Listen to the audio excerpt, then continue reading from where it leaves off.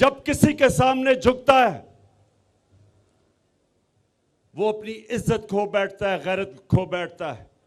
और जब एक कौम किसी के सामने झुकती है, उस कौम की कोई इज्जत नहीं करता, उस मुल्क के पासपोर्ट की कोई इज्जत नहीं करता। मेरे नबी सल्लल्लाहु अलैहि वसल्लम, और ये मैं आपको तारीख का वाकया बता रहा हूं, 628 और 629 मेरे नबी सल्लल्लाहु अलैहि वसल्लम ने दो सुपर पावर्स थी वक्त की, एक रोम की सुपर पावर और दूसरा ईरान में सुपर पावर थी। दुनिया उन दोनों सुपर पावर्स के बीच में बटी हुई थी। तो मुसलमान तो थोड़े से थे, अभी मुसलमान थोड़े थे, चंद हजार थे। तो दुनिया की तारीख के सबसे अजीम लीडर मेरे नबी सल्लल्लाहु अलैहि वसल्लम दोनों सुपर पावर्स के सरबराह को खत लिखते हैं कि मैं अल्लाह की तरफ से सच का पैगाम लेके आया हूं, अगर तुम उस पैगाम के ऊपर अमल करोगे ये तुम्हारी बेहतरी है, अगर तुम नहीं करोगे तुम्हारी तबाही है। अब नौजवानों सुनिए, वो सुपर पावर्स किधर थोड़े से मुसलमान।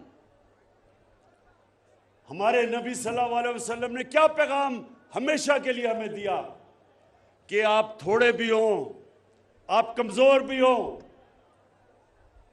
लेकिन जब तक आप में गैरत है दुनिया आपकी इज्जत करेगी।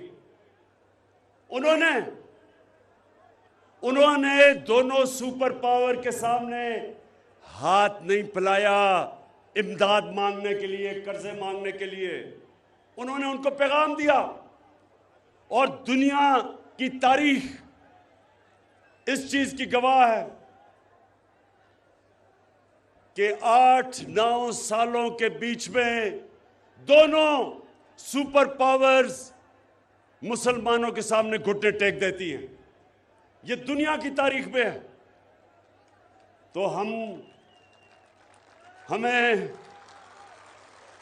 अल्लाह ने हुक्म दिया कुरान में कि अपने नबी की सुन्नत पे चलो, उसके रास्ते पे चलो। तो नौजवानों, आज सबसे पहला मेरा पैगाम यह है कि सिर्फ एक खुददार कौम की दुनिया इज्जत करती है, वो कौम जो अपनी इज्जत नहीं करती उसकी दुनिया इज्जत नहीं करता। और जब से मैंने सियासत शुरू की 25 साल पहले, मेरा मंशूर देख लो, मैंने 3 चीजें कही कि सबसे पहले हम पाकिस्तान को एक खुददार कौम बनाएंगे, अपने पैर पे खड़ा करेंगे और कलमा ला इलाहा इल्लल्लाह के ऊपर अमल करेंगे कि सिवाय अल्लाह हम किसी के सामने सर नहीं झुकाएंगे। दूसरा, इंसानियत, कि हम अपने मुल्क को एक फलाही रियासत बनाएंगे उस तर्ज पे जो हमारे नबी सल्लल्लाहु अलैहि वसल्लम ने मदीना में दुनिया की तारीख में पहली दफा फलाही रियासत बनाई थी। और तीसरी चीज कि हम अपने मुल्क में अदल और इंसाफ का कानून लेके आएंगे, ताकतवर को कानून के नीचे लेके आएंगे। ये 3 चीजें मेरे मंशूर का हिस्सा था 25 साल पहले, और ये मंशूर हमने मदीना की रियासत से लिया था, जिधर हमारे नबी सल्लल्लाहु अलैहि वसल्लम ने इन 3 उसूलों के ऊपर मदीना की रियासत को खड़ा किया था। तो आज सबसे पहले मेरे ये जो 3 स्टूजेस हैं, ये जो 3 इकट्ठे हो गए हैं, ये तीनों वो लोग हैं जो 30 साल से 35 साल से मुल्क पे हुकूमत कर रहे हैं। अगर आज हमारे हरे पासपोर्ट की दुनिया में इज्जत नहीं, इन तीनों की वजह से, क्योंकि इन्होंने हमारे मुल्क को मकरूज किया। इन्होंने जाके जो भी बड़े बड़ी पावर थी उनके सामने झुके। इनके पिछले 2008 से लेके 2018 तक 400 ड्रोन अटैक हुए पाकिस्तान में। हमारे कबाली इलाके में 400 ड्रोन अटैक हुए, हमारे शहरी मारे गए, हमारी औरतें, बच्चे, बुजुर्ग, बेकसूर लोग मारे गए।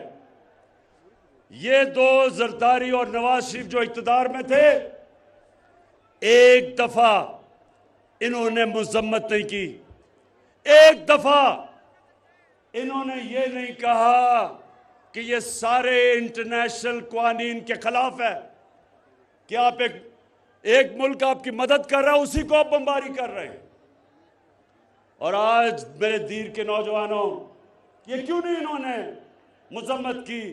क्योंकि इनके अरबों अरबों अरबों रुपए और असासे बैरूनी मुल्कों में पड़े हुए हैं, और उनकी वजह से इन्होंने एक दफा अपने शहरियों के ऊपर जो जुल्म हो रहा था उसकी मजम्मत नहीं की।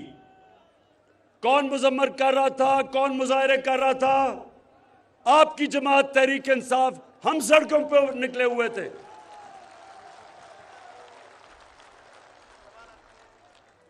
और अभी शाह महमूद कुरैशी ने बात की, हिंदुस्तान से मिसाइल आया। यही हिंदुस्तान जब नवाज शरीफ इक्तदार में था तो नरेंद्र मोदी बार बार पाकिस्तान की फौज को दहशतगर्द कह रहा था, पाकिस्तान के आर्मी चीफ को दहशतगर्दों का सरबराह कह रहा था। एक दफा नवाज शरीफ ने नरेंद्र मोदी के खिलाफ बात नहीं की, बल्कि उसने अपने फॉरेन ऑफिस के स्पोक्समैन को कहा कि तुमने कोई स्टेटमेंट हिंदुस्तान के खिलाफ नहीं देनी। और ये क्यों था? क्योंकि जब इनका पैसा मुल्क से बाहर पड़ा हो, मेरे दीर के नौजवानों ये सुन लो, जिस जमात के भी सरबराह का पैसा मुल्क से बाहर पड़ा हो, वो कभी आज़ाद फॉरेन पॉलिसी नहीं कर सकता। यानी वो फॉरेन पॉलिसी कभी नहीं बनाएगा जिसमें वो अपने अवाम की हिफाजत करे, उनके हुकूक की हिफाजत करे।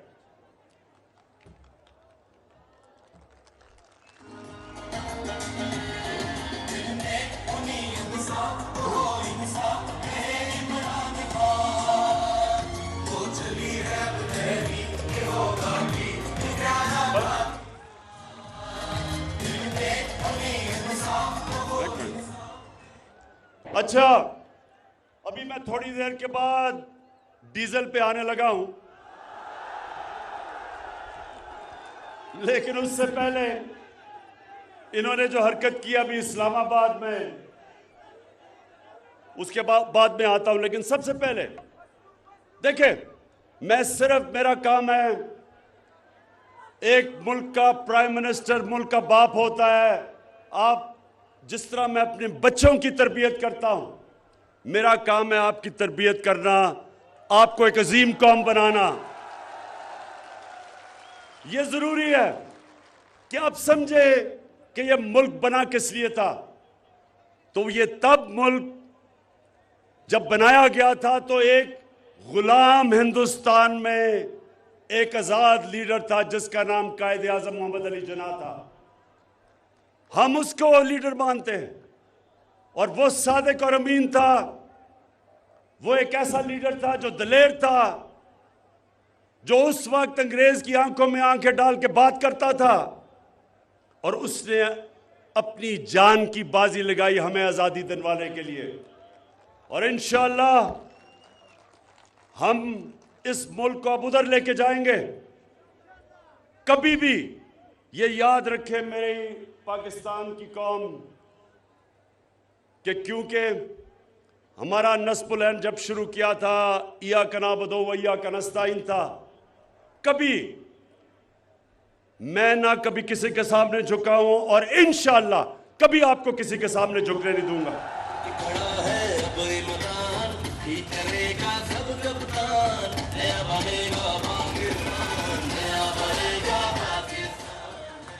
अब मैं एक बात अपनी फौज के ऊपर करना चाहता हूं।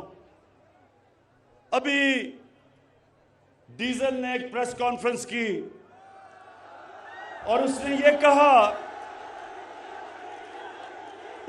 कहा कि जब हम इक्तदार में आएंगे तो हम इदारे को ठीक करेंगे, मतलब कि हम